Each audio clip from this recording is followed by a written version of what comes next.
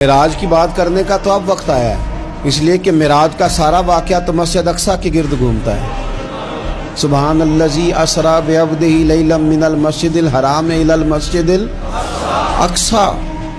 حضور نے معراج کی رات مسجد اقصیٰ میں نماز پڑھائی تھی، اور ایک بار پھر سے طیبہ سے فلسطین میں آ، راستہ دیکھتی ہے پھر مسجد اقصیٰ تیرا۔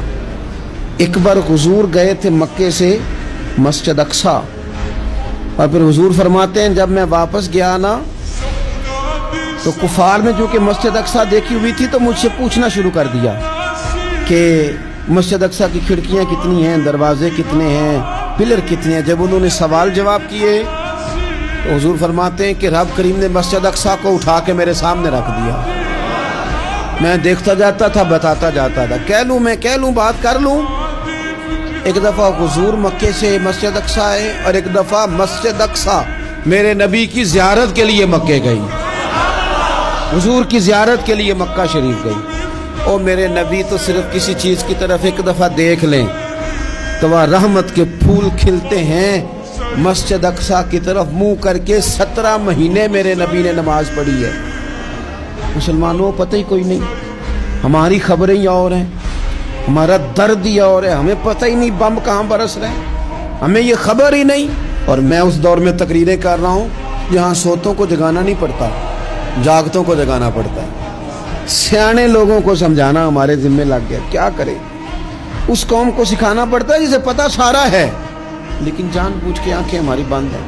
یہ مولوی کو بات کرتا تو لوگ کہتے دیکھو مولوی گالی دیتا ہے، لیکن اگر قائد اعظم محمد علی جناح کہے کہ اسرائیل امریکہ کی ناجائز اولاد ہے تو پھر تو تمہیں ہضم کر لینا چاہیے نا، پھر تو لیبرل کو بھی ہضم ہونا چاہیے نا کہ قائد اعظم نے کہا ہے، اور اس ناجائز بچے کو تم نے اتنی طاقتیں دے دی کہ وہ مسلمانوں کے قبلہ اول میں نماز پڑھنے والوں کو بھی نہ بخشے۔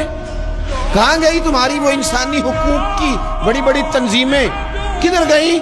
اور میرا پاکستانی میڈیا سے بھی سوال ہے، چند دن پہلے سیالکوٹ میں ایک واقعہ ہوا، ناانصافی ہو گئی جی، ناانصافی ہو گئی جی ایک بی بی کے ساتھ۔ ہر بندے نے شور مچایا، بڑے بڑے طوفان اٹھتے ہیں، کیوں ہوا جی کیوں ہوا؟ مسجد اقصیٰ کی توہین ہو گئی تو پھر طوفان کیوں نہیں اٹھا؟ ٹاک شو کیوں نہیں ہوئے؟ بحثیں کیوں نہیں ہوئی؟ میں اس موم بتی مافیا کا کیا کروں؟ ان لبرل لوگوں کا کیا کروں؟ ان کے سپورٹروں ووٹروں کا کیا کروں؟ ان سیاسی جماعتوں کے کارکنوں کو کیا نام دوں کہ جو ان فضول بحثوں میں تو وقت ضائع کرتے ہیں، اور وہ مسجد اقصیٰ جس کے بارے میں میرے نبی پاک صلی اللہ علیہ وسلم سے ایک صحابیہ نے پوچھا تھا، یا رسول اللہ مسجد اقصیٰ میں نماز پڑھنا کتنا کو بہتر ہے باقی نمازوں کے مقابلے میں؟ تو حضور نے فرمایا 1000 گنا بہتر ہے۔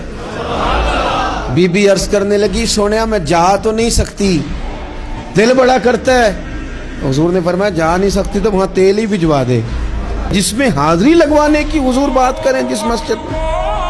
اور نبی پاک علیہ السلام نے فرمایا خاص کر کے سفر کرنا ہوا تو 3 مسجدوں کے لیے کرنا، ایک مسجد حرام بیت اللہ کے لیے، ایک مسجد نبوی کے لیے، اور تیسرا مسجد اقصیٰ کے لیے۔